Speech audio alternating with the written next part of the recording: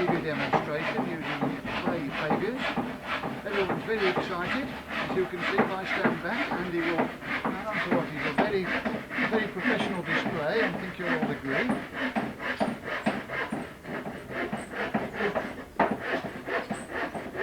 In the background, if Andy pans over, you can see Paul, who's been seconded from Staffordshire Brick Paving Company. He's the man that's going to do the work. Anyway, everybody, if you're panning to me now, Andy, give him my best Bobby Lock smile. We'll close off now, we'll go and get a cup of coffee, and the next shot you'll see will be all the punters. Let's hope we get some orders.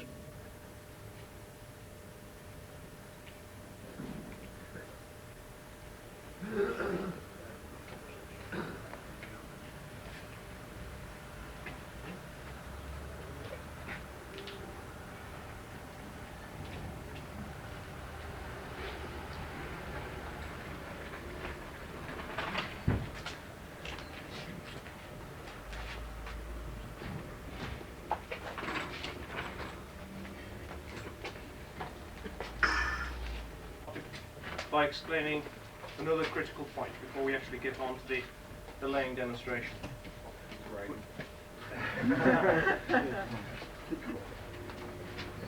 We've got to the point, as I explained back in the showroom, and this is our demonstration area, where we've got the edge restraints in, we've got the MOT Type 1 in. Just imagine that you've got the MOT Type 1 in, because we've got some of the bedding sand already in place to save a little bit of time. The important, the most critical, one of the critical things at this point in time is the type of bedding sand that you're going to use. The type of sand has got to be a Zone 2 concreting sand. It's got to be 90% passing 5mm sieve. It's got to have no more than 3% mass of clay or silt to dust, and it's really got to be free from little bits of stones like that, in theory. This again can be bought in bag form from E.H. Smith, but one of the important things to remember as well is that the moisture is absolutely critical. You don't want it to be too dry, you don't want it to be too wet. When you actually hold it in your hand, that's a little dry, isn't it, Paul? Yeah. When you hold it in your hand, it should hold together, and that is very, very important. Before we start laying, I think it's important that I just give you an indication of the two types of laying systems that there are. The whole object is on top of your MOT Type 1, you must get 50mm or as close to 50mm, what did I say? Close to 50mm as possible of your bedding sand. There are two ways of doing this. You can actually lay your bedding sand to just higher than 50mm and pre-compact the whole area down to 50mm. And this is the way we will demonstrate paver laying today. By that you get a nice even surface, and you know that the pavers are going down to absolutely the correct levels. The second way is you just lay the sand loose to 50mm, compact it, which means that you've got 8 to 10mm of compaction, so you're down to about 40, 42, and then on top of that you lay some loose sand, bedding sand, and you put your pavers onto that.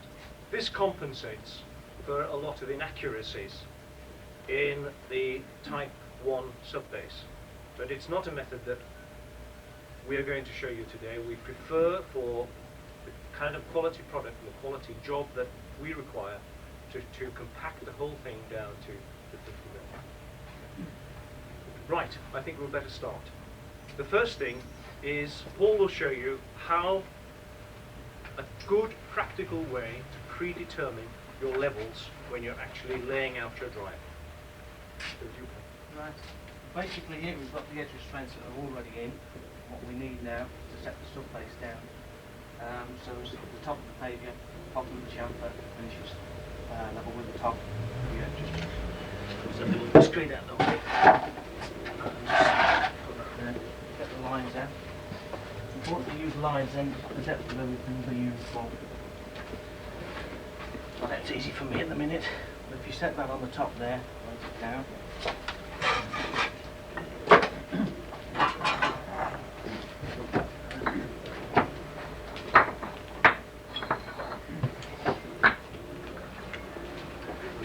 Pull the line across the area you're going to do.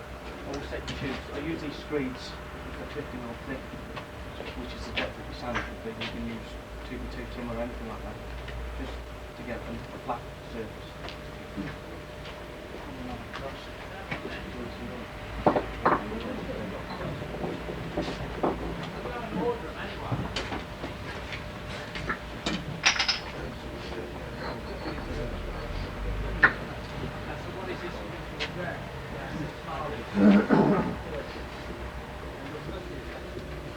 Now you've got a depth now of sand.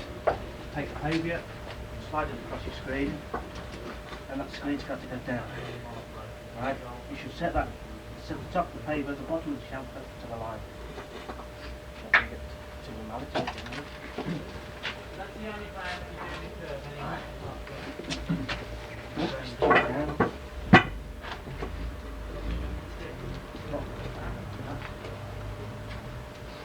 It's important to knock this tube down. Not going to sand, but put some more underneath it. Knock it down.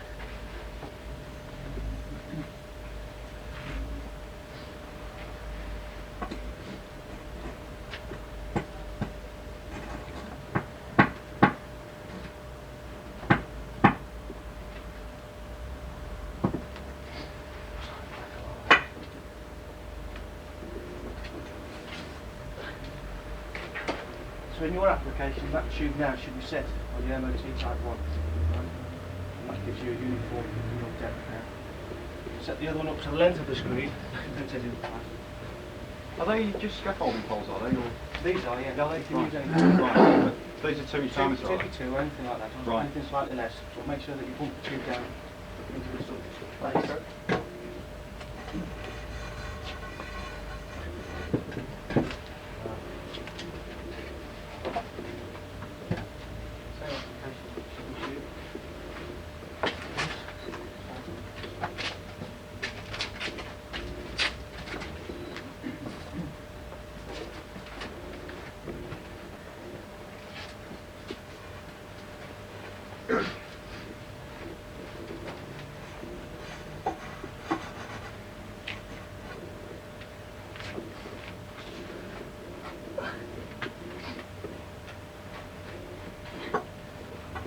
Paver on the screed, bottom of the chamfer.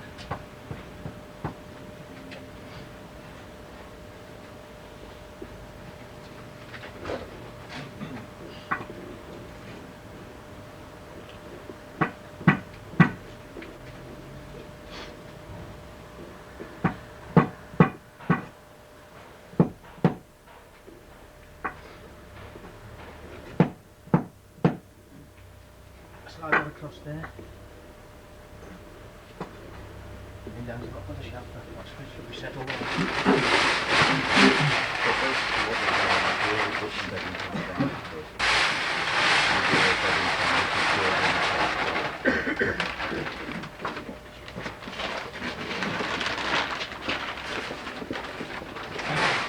Can I ask you how you would best compact your MOT? So you'd use the whacker? Set the MOT, if it's in 4-inch layers and it's uncompacted, set it slightly above. What basically you need in a perfect world is 205 mil, right, or 250 mil. 65 mil for pavers, 50 mil for sand, and Right. set it on, of course, slightly above. What? 10, 20 mil? Little thing for. That way. Yeah. On the whacker, you need a detachable rubber pad. Right. You need a steel pad for the MOT, for the sand, and a rubber pad for the pavers. Right. You got them sand?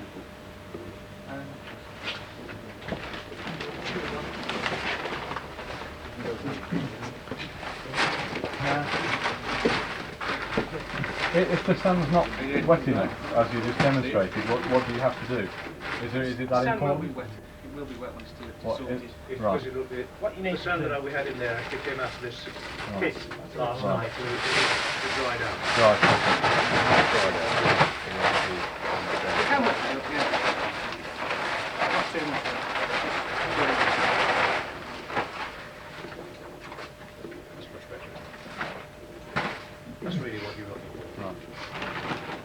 it all together. That's a little on the dry side, it'll do if you use it quickly. Sand, your screeds are set now. What you need to do is you need to push the sand over the top of the screed tubes. Push it out. Get shut and things like that out, so snag on your screed ring.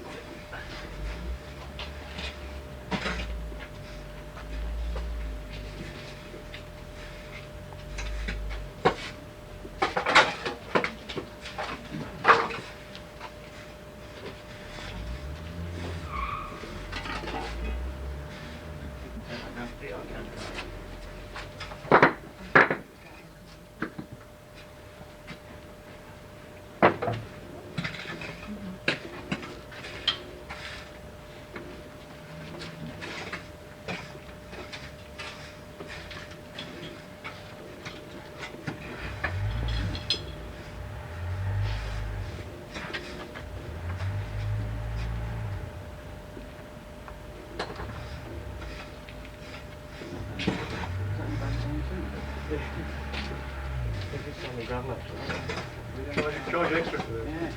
Yeah. Pull the MOT up, you see.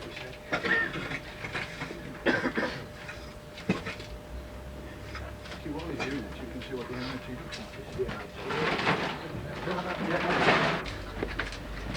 You can see we've got to the point now whereby the levels have been predetermined by the tubes. They're 50 mil above the MOT. The bedding sand has been laid loosely on. This is where we use the whacker plate.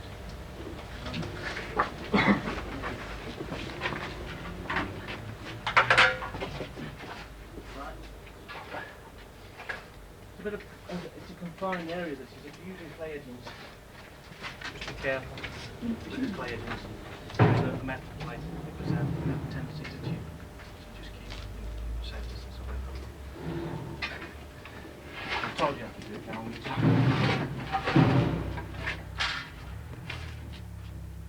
When you're wackering that, will it actually push the tubes down any further? Tubes shouldn't go down because you've already bumped them in. Right. They should be on a decent MOT base. Your MOT shouldn't go anywhere. Right, because We just laid it on the sand because it was there. Okay. If your base is right, you should be alright.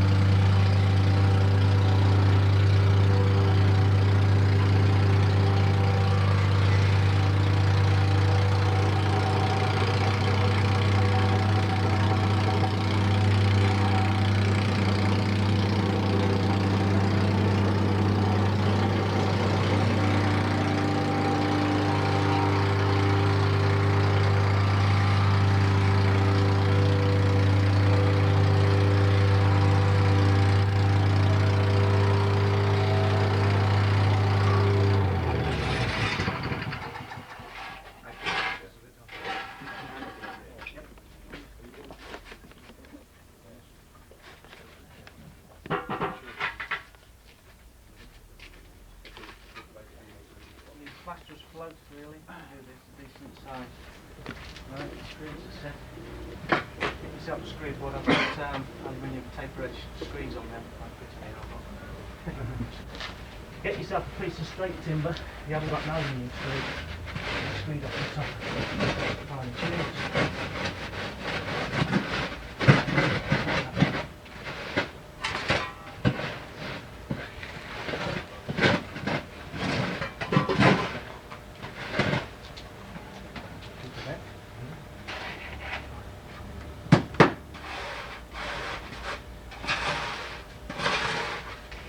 This is you're going to have to twist this by eye, but I mean, you shouldn't go far on 4 inches.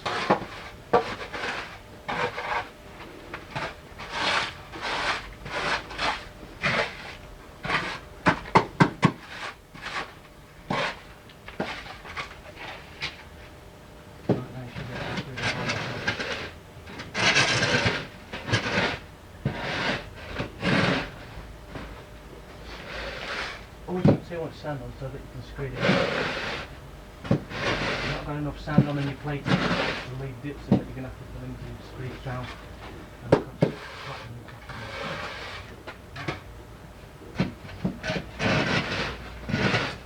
it. Alternatively, if you've got a narrow drive and you set your edgings in, you can always notch your screed if you do away with one of these tubes. You set the screed down there, notch it to 60 mil, like that, and drag it over the top of the edgings.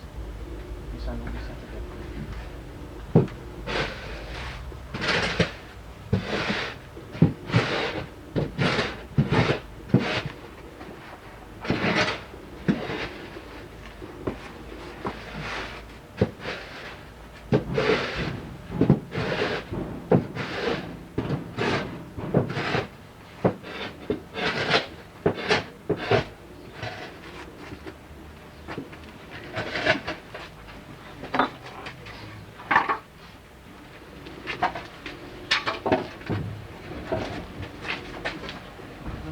Yeah, it does.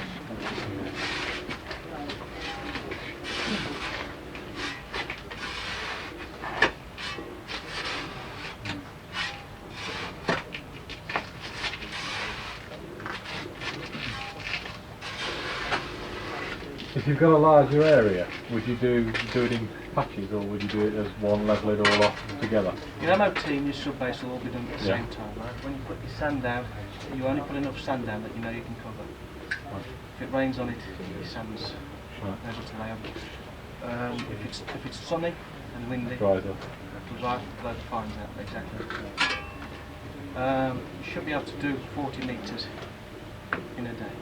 You should be able to, if it's scribbled up properly. But it is important never to get a feel for it, obviously. The contractors are not sure know about it. Never put more sand down than you're actually going to cover in the day. And if you've got to cover it. Cover it up if you can. No, try and cover it, just cover it. Yeah, if it's some, then you'll need to scrape the top off and use it back on the top. Fine, it's dry out quite. Is that, do you cover not just the sand, the bricks that you've laid as well? If it's right. No, the bricks that you've laid should be alright. Yeah, they'll be alright because they're covered. Right, you're gonna I'm get just that thinking straight. about the gaps, you know, that you've got to fill in after. The sanded gaps, they should be alright because you're not going to disturb the surface of the sand. You're not going to wash any fines away because your paving's are already down on top of it.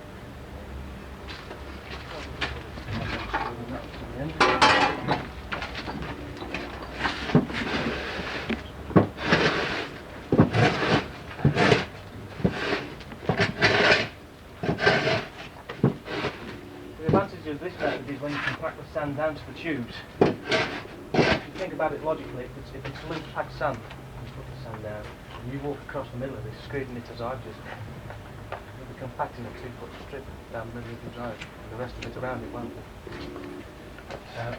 We found that this is the best method. And any undulation that you get in the pavements there, it's minimal. It's 1-2 mil to the outside. And once the mat's gone on that, they'll plate out afterwards.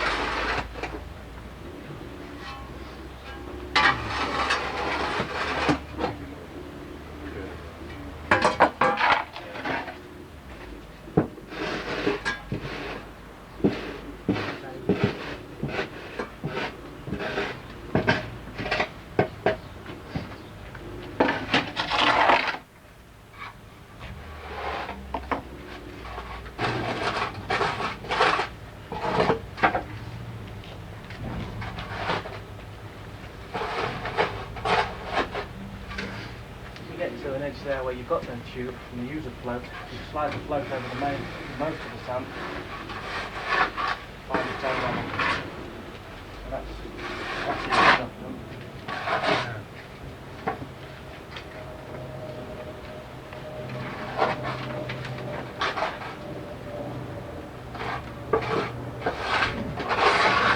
Presumably absolutely, but it's absolutely crucial that this is done where care is taken. Because in the imperfections, Yeah, absolutely right. Yeah.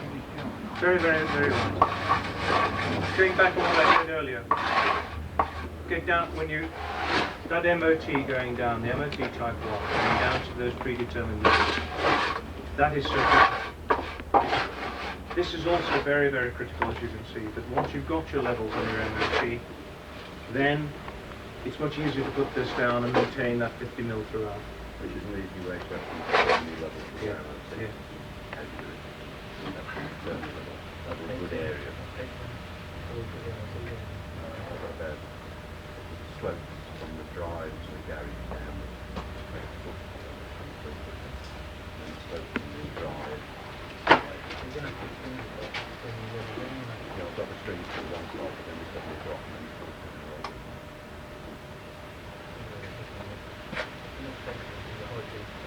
Yes, that's the word, yeah. And then just pull there. That's the standard one.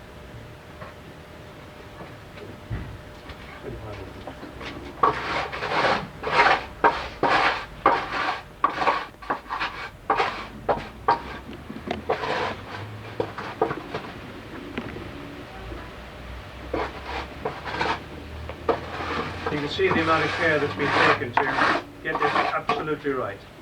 Making sure there's no large bits in the sand, because irrespective of how carefully it's graded, there are always 1 or 2 bits, as we've seen. They were deliberately put there, of course.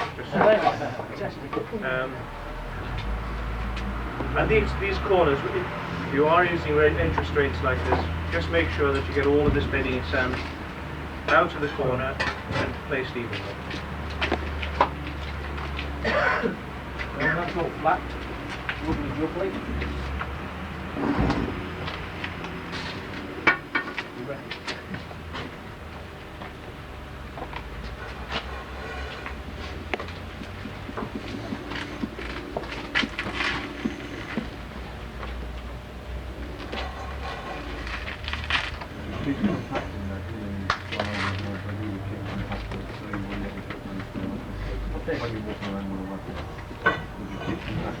Yeah, you remember, 3 or 4 times or something. Well, it depends how much sand you set over the top. You've brought that down enough now, is that what you're saying? Yeah. 2 or 3 passes is enough. I was going to say, well, I really won't be on it till the footprints and it's still in.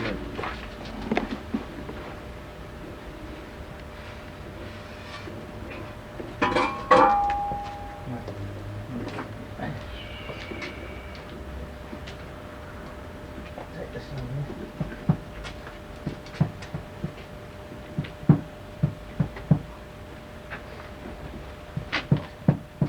I think this is you can recognise a paving contractor by his narrow feet.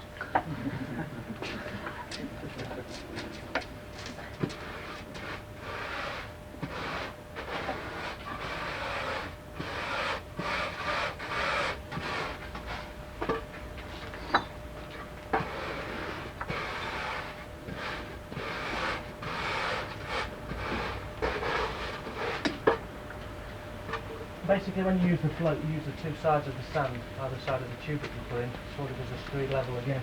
Use it lightly, and then dig in.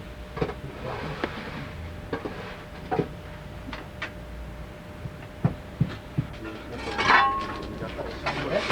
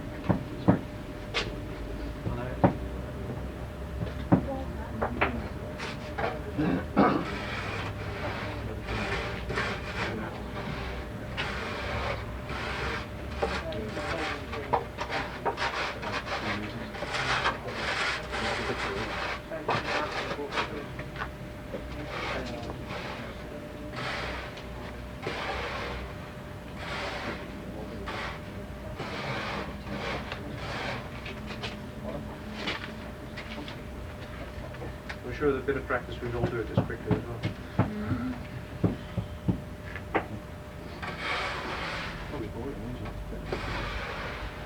So I think it's important, Paul, to show how much care and attention is necessary really to get this bedding course sand in. It's a little different to commercial stuff because it's a smaller area. You'll notice the imperfections.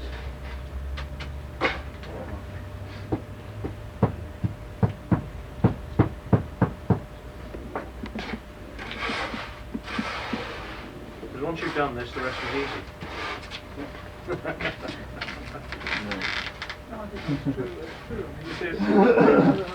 Absolutely right.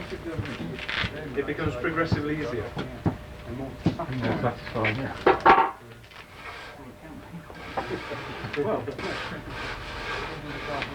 Okay, so we've got to the point now where your required level of bedding coarse sand has been laid to the predetermined levels. And I can't stress too strongly the care, as you saw, the care and attention that Paul gave to actually achieving that level and the tidiness that's required around the edges in particular. Extremely important. We get now to the point where we start laying the pavers. There are a considerable number of various bond patterns when you use pavers. There's a running bond, and I'm standing on a running bond here. There's a basket weave, or a type of basket weave, which you're standing on over there. We recommend for this application the strongest bond, which is herringbone. There are two types of herringbone bond, 45 degrees and 90 degrees. Today we will actually demonstrate the 90-degree bond. Ideally, we want to start laying the pavers from a straight edge, if possible. String lines are very, very important in laying clay pavers, and we'll demonstrate that now. You must use string lines, and you must use and maintain a 2 to 5 mil joint. You don't actually lay to the individual pavers themselves. It's more important to actually lay to the string and actually maintain that 2 to 5 mil joint. There's a more tolerance on a clay pavior. Concrete pavior, basically you can bang them together. They're set for these things are a light sort of thing. Don't lay them too tight. If you start to lay them too tight, you'll follow the shape deviance in the brick. Right? Lay them loose. You'll see on the pavers around, some clay pavers come with nibs. There are a variety of nibs. They're usually about 2 mil. They're designed to maintain that 2 mil joint that's required. But please, and I must stress this, don't bang them down laterally, place them down vertically, and don't necessarily just use that 2 mil nib as your permanent joint gap. Lay them to string lines. That 2 to 5 mils joint is very, very important. Try if you can with these clay pavers. These are decent clay pavers, very sharp edges. Always lay the nibs the same way if you can. Start one way up, put the nibs towards you, lay them towards you, or lay them away.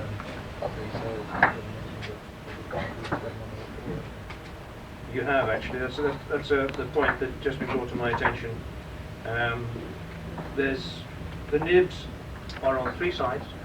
There's a nib on one nib on the end, both ends, and then on ours they vary from 2 nibs to 6 nibs on one side only.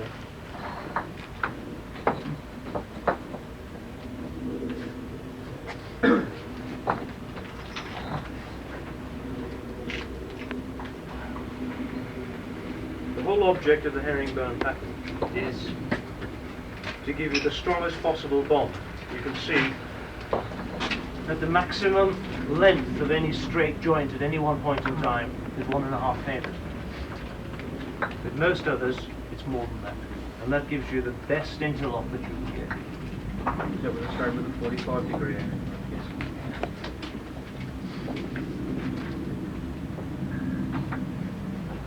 This is interlocking pattern, they tighten upon themselves. If you're driving there, push that paver, it tightens up against the other one. If you use something like that on a drive, you get what you call units of bond. There's 3 pavers there that form a square, and you've got running lines. drive on them enough, you can push those lines. Or they're more prone to So your sinking. lines may These weigh. interlock almost against the other one. The sizes these come in a variety of sizes, but as far as today is concerned, I think as far as the salt is concerned, really they're 200 to 100 unit. So that gives you 20 to the square metre. 50 to the square metre. Sorry, when you buy them by the thousand, and then 20 metres to the thousand. Yeah, yeah. How far would you go before you check with a string line, or would you be constantly laying to the string line? You wouldn't constantly, no. If you lay out an area, say five courses wide, the worst pattern to do, obviously, is 45 degrees. You can't see deviating from a line if you're laying. What we tend to do is, if this was 45 and I was laying this 45, obviously you have to appreciate now that I'm working that way, right? We would lie on that point there, Right. right? The corner, To those right. points, yeah. And what I do is, we lay a drive, we lay the full length of the drive, right? And we lay an area that's 3 pages wide. Like that. Not like that. Right. Follow that line all the way up, set 3 pages, and you've got an area that in theory you can walk along. Right. You go to the end, you stitch the drive back in there. You get to one end, the other pages drop down like that, all the way up. So you Get to the put- top, you can turn around and you come in the middle. So you put a string line down, basically the centre of the drive towards the... Whichever way you work from. If you're working off a straight edge, you can obviously set it down to 5. Set it down to 3 like that. Set the first 2 pages down to the bottom. String the line up. Set it down to the top of the line. String the line down. And everything should come into that line. All these points should come into this line. But we'll keep the chevrons up the drive. Those will be dead straight. Once you're doing that, you always need to keep a check on that lateral line there. It's running off again 45 degrees for your paving. Can we show that? Line out to 45 degrees like that. Set your line out. Set the first line out across the points like that. I'll set it down across the points. Right? You see that those points there are on. Follow those points all the way up like that. Set it out to 3. Go across 5. Set it down again. I mean, if you feel confident enough, you can increase that. Then, when you've set out an area, say 5 or 6 pages wide, just keep a check on that line there. Because with 45 degrees, it's this line that you'll lose. Right. You're going to lose it anyway. It'll be that lateral line. Keep a check on that. Same with 90 degrees. If you lay a drive 90 degrees, it's easy enough to keep a check on that line there. Because you're laying up that line. Go across afterwards, check that line. Is there anything you do if you lay the area and the spot was away? Look back over. Not lay them too tight. You can get them back. There's a tool there that gets across the other bottom of the bit. This thing here. Just that thing there. So it's like a liner. It's got a spring steel blade in it. That will go in between it and that will move the drive across. You can leave it with that. Even if it's too much, the best way is to start Pick it up and If you're going over a slight curve, or it drops, Yeah. curve like that, will that make any difference? Just a few things to remember whilst you are laying. Don't put undue superimposed loads on uncompacted paving. If you're laying a large area, and obviously you need to stack the unused pavers as you're progressing, keep them about a metre back from the face. Would it be best to use boards or lay a board across so that... It's not necessary to use a board. What are your thoughts for? You can lay a board if you want to. It depends on if it's down. You can actually on the front line. You can hold it down, put the board down. Put them.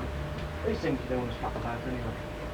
Whilst they're in the large day like this, take great care of them for the future. Yeah. Slap them down. Put the board down. The other thing is, don't stack your papers. Right, like you stack them up, we're using that as a line. Stack them inside there. Stack them there, don't stack them too high. So if you've got space to work between your pages and your edge. If you get too close to the edge, keep them down, you're going to tip that while you sand out here. is there a good side of a brick and a bad side of a brick in terms of the face side, or Not really with these. Not with the clay. This is our Double shelter. This is what we call a coppice multi. No, it's not. It's a church board. The way it's fired, it's got a single heart on one end, and it's got a smaller heart on the other. And you can get a different effect, quite frankly, by laying them one way or another. They're designed to be two-phased.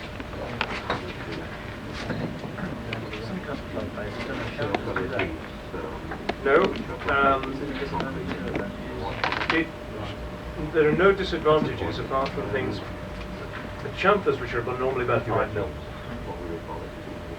If you have them in your drive and you're wheeling a pram over them, you know, it does have a bit of a rumble effect. You notice that when you're actually laying this herring ground fashion, there's a half paver gap as you're progressing down the edge. You can leave them like that. Some people prefer just to put a paver in and use that paver to just cut paper off. We'll demonstrate 2 methods of cutting later on.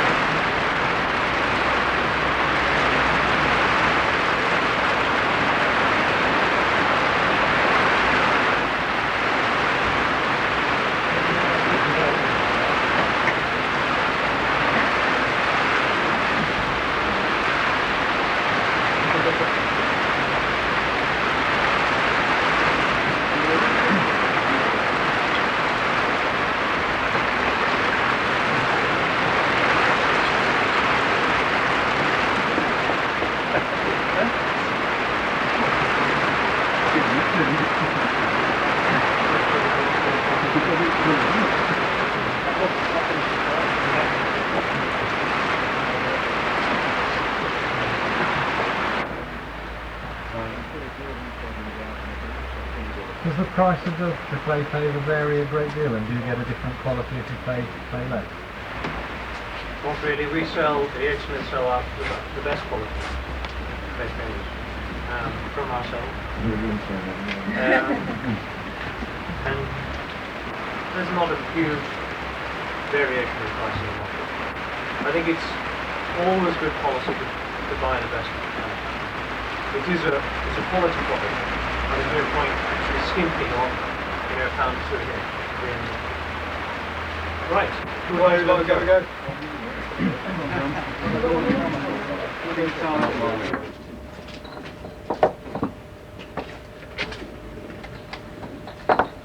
Stop now. Yeah? Stop there. Obviously, you take that one out there. I'll tell you what. Show you.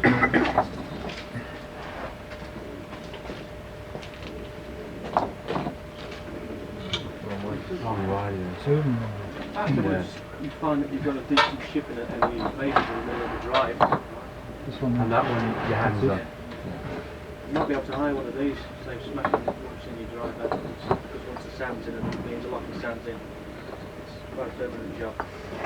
How does that work for you? Because we had to smash them to get them out here the last 2 years. We'll demonstrate. Spring steel blades again, it pinches up and you lift it vertically as opposed to... Yeah. So you do that with the sand as well. With the sand, it's not going to struggle, you know. I mean, if it's a contraction, you're going back to somebody's drive perfecting one of these. 2 or 3 like that. So you do it 2 valves as well. Pardon? You do it 2 valves as well. But if it's down, then it's whack it in. There you go, see? Stop them deliberately. I don't think you put that one in. Pardon? That wasn't yours. They try to catch you out there. That's it. It looks quite easy when you're watching somebody do it, but when you're actually down there, it's slightly different now. It'll come with time, and you'll pick a brick up and you'll look at it, you'll know whether it's chipped. You look along the irises on the brick. Chips stand out a mile. Some of them do, like that would be. You can see That's it. that one edge isn't nibbed, so it's important to lay that edge onto the nibbed edge of the pavers that are already down. Yeah. Back to the nibs in there, the leather nibs always on the outside. Well, the thing is with these tarmac pavers, I don't know whether you can see this. I don't know whether it's intentional, but you get a slight curve in these, in the top, in the face like that. It's almost like alfresco wallpaper. If you lay these drives in 45 degrees, neat, and you lay the nibs like this, all the curves go like that. It looks like a frost pattern. It's beautiful. That is the result of the way it's manufactured. It's a wire cut paver. You can imagine, maybe you can't, I'll try and describe it. There's a column of clay that comes out of the extruder in that kind of way. And these pavers are cut by wire, very highly, extremely Put that paver together. technically precise. Put it down like that. Cut by wire in a vertical manner. And that gives you that curved finish to that face. Just a slight undulation, and as Paul said, when you look at a large drive, it does look superb. It pans out beautifully. Is that the same both sides of the paver? Yes. You'll find this with both manufacturers. We found clay pavers. You don't, But it's more pronounced on one side. I made that. At the same time. Yes. This paver is more pronounced. That particular thing you're really dragging your heels. Yeah, you need paver needs to go down and kind of thing, as opposed to straight into line. From the matrix of the Like this chap's Direct doing, to- just drags intentionally. it If you put it down like that, Yeah. pick the sand up like that, and then you end up with a joint like that. And you'll never push that back afterwards, right? And then you're also going to start drifting out with the lines again. Right. Down like that. Anybody else want to go?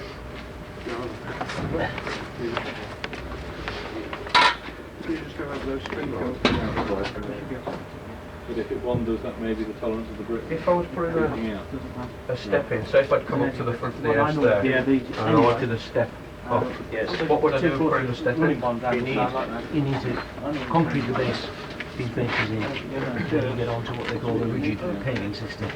So I wouldn't actually use sand on where I come to the step. So I wouldn't recommend it, no, you'd actually have to, it's got to be a static condition now to MOT, yeah, concrete up from there as if it was an edge restraint, yeah. and just build up. Can you just go over that string again? If I lay, this is the easier one to the 45 degree. This is easy. Yeah. So much I've got that wrong. So you drive itself in a very No, right. Actually, they've got a recessed manhole cover over there.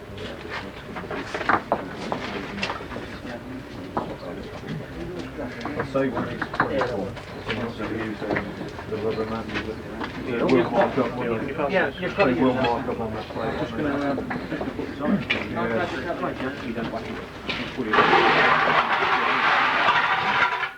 One is using the guillotine cutter, which you can hire from E.H. Smith, which is portable. The beauty of that system is it's got multiple teeth, and therefore it's got pressure points right across the paver. And how much is that to hire? You better ask E.H. Smith. £25 a day. What?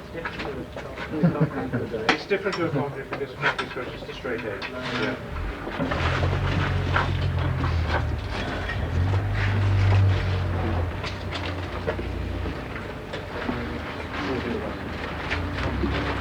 Now, if you look underneath that there, when this compression cutter's down on the paver, the gap underneath, although it's minimal, it needs to be fairly even so you don't sort of compress one edge before the other. Just get it as even as you can. Set it once and should be alright.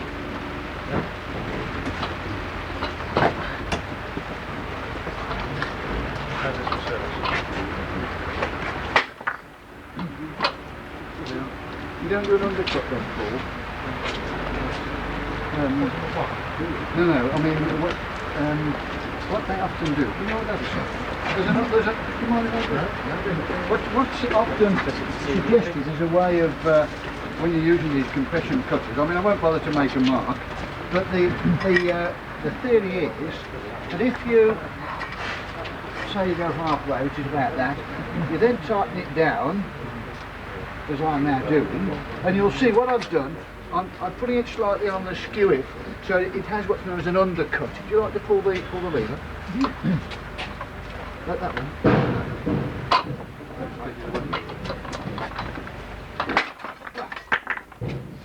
Yeah, see what it's done?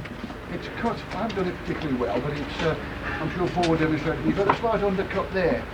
the theory of that is that when you cut, whether they're clay or concrete, you'll always see a little bit sticking out. Now if you've got a little bit sticking out, it's difficult to get it. If you undercut it and you drop it in like that, it means then you do the vibration, the sand will then vibrate up underneath there and you'll get a better fit all around.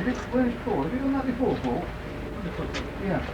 Is it something you do if you're doing a big job? Would you do that? Or do you tend to cut square? I do that for square basically. Yeah. But of course you prefer your diamond cutter, don't you? Yeah. Yeah. That's fine on a drive if you're going to lay 90 degrees and you're going to go a series of paths. Yeah. It's not kind of circle and you need a long tape. Yeah. Oh yes, I think what Paul says is right. If you're doing a lot of cutting you would accuracy, but if you're just cutting halves all the time, you look at the cost of, I mean I said £25 a day, this thing costs to buy £1,000 because the diamond blade. That's why it would appear expensive, but if you think about the economics of a diamond blade, for example, what does that cost you for? If you hire a disc with the diamond blade in, it's going to cost you £30 anyway.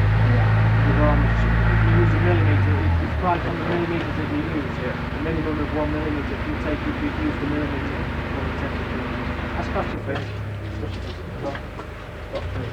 What we do, put the kiln dry sand over the whole of the area, brush it in, 2 or 3 passes with the whacker plate, with the rubber plate on. We're not responsible for any damage if we don't put the rubber plate on. The whacker with the rubber mat on, one on the sand. So you have to put the mat on when you've done all this operation afterwards. Basically, this kiln dry sand fills all the voids underneath the pavement as well, which is quite important. I'll go through the whole procedure for you. The kiln dry sand is spread evenly across the area, it's brushed in, 2 or 3 passes with the whacker plate. We then brush off all the surplus sand, put more sand down, spread it evenly, brush it in, and then do it again. At the end of that process, we brush all the surplus sand off, and at that point in time, it's ready for traffic. The idea of this sand is that it's got to be dry, it's to a preset specification, it goes in between your joints, and as you actually whacker it down, the pavers themselves will go down about 5 mil. There should be, in theory, about 10 mil proud, and they'll line up with the edge of the chamfer. That's the idea. The line up with the edge of the chamfer once it's totally compacted. When it's down this sand, it'll form an interlock, and therefore, what you get, any point loading on the pavers will then spread laterally, and this is the whole beauty and the advantage of having a flexible paving system. Mix some cement in with the sand, and would that actually... Cement in flexible clay paved laying should only be used for the haunching around the side and for the rigid element where you're putting steps and that kind of thing. There's no cement at all incorporated in the actual paving itself. Because you've got a rigid system, which doesn't give you the same kind of technical strengths in terms of point loading. So at the moment we've got the chamfer just raised proud of the edge restraint. So that's what we should have. 10 mil. Your chamfer's fine. Yeah. How many times are you going to need to do this when you'll run the whacker plate across it now, yeah? How many times will you need to pour sand on and actually brush the sand in? Twice. You should be able to put the plate on this now, plated. Yeah. You'll find the sand will drop down 10 to 15 mil. Something like that. It's only a dig, yeah. Can you doctors many years ago. I'll leave that there.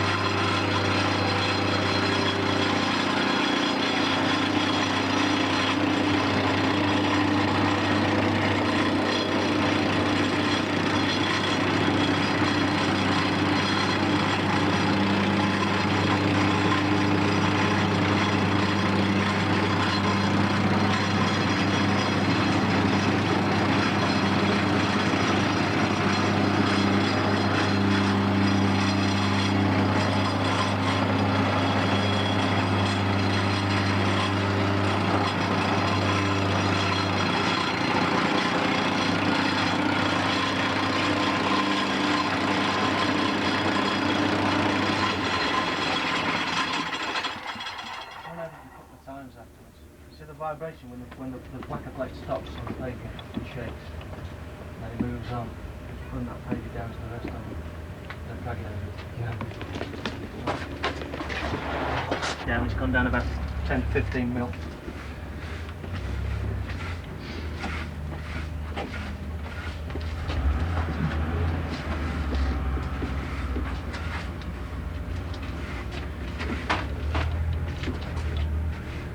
Oh yes.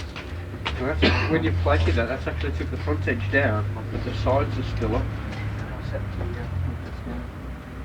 edge down to the top of those. Oh, you just right. Will these plate down? It was plate down, yeah. If you kept going over it. That one was. What are you expecting as a final tolerance? I mean, there's no way you're going to actually get it spot on everywhere. Not all of it's going to be exactly the same, but I mean, it's basically it's just what you want, isn't it? What, you just whacker it a bit more on that edge? You set that down. Yeah. You set it at 10 mil and you have to ride over that down. This stuff's got to be bone dry, and the pavers that you're putting them on, similarly, got to be bone dry.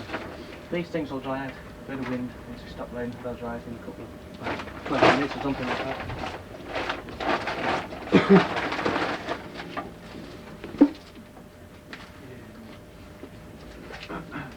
You just top the top off now, and they should stop like this. If the sand's dry, it'll run.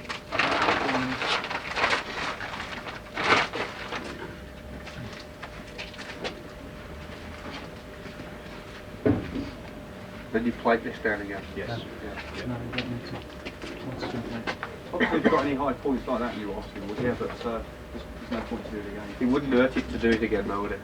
No, it wouldn't. No. You can run your car on this now. Once it's been plated. Ideally, you do it about twice. And then you take all the surface sand off, and away you go. You make it sound so easy. Obviously, if you're a contractor, you do it once, so you can get on with your next job. Well, there we are, ladies and gentlemen. Clay paving made easy. Can I just remind you of some of the critical points that we've raised during this morning? The end result is only as good as the foundations that you've actually achieved. And for the best results, you must use, in your subbase, you must use MOT Type 1. The subbase must be formed to the levels. Use your edge restraints. For your bedding course sand, use concreting Zone 2 sand. Compact to the correct levels. We recommend that you construct a trial area so that you can get a repeat pattern on that trial area to minimise your cutting. If you can, I know it's very, very difficult, keep away from the small bits, but invariably you'll find yourself with 1 or 2 square bits. Always start your bonding from a straight edge. Use the string lines as often as you can to check those joint configurations, not only for the straight line along the joints, but on the peaks as well, on the corners. Maintain that 2 to 5 mil joint. Place them vertically, don't slap them in horizontally, otherwise you're going to get some of your bedding sand coming up in between, and that's going to spoil the interlock. For your interlocking sand, use the kiln dried sand. As you can see, it is a superb material to use. It goes straight down in between those joints and gives you that interlock. When you're cutting your units, please use care. If it's a hired equipment and there's safety equipment with it, please use the safety equipment. We must stress that. And don't load the paving until you've done your final compaction. And that's basically it. A completed pavement. If you've got any further questions, we can go back up to the showroom. There's a video up there if there are any technical questions on that video that you want to ask. We've also got some t-shirts which we're handing out today, but only with one provision. If we give you a t-shirt and you buy Top Pave clay paving, you must wear it when you're actually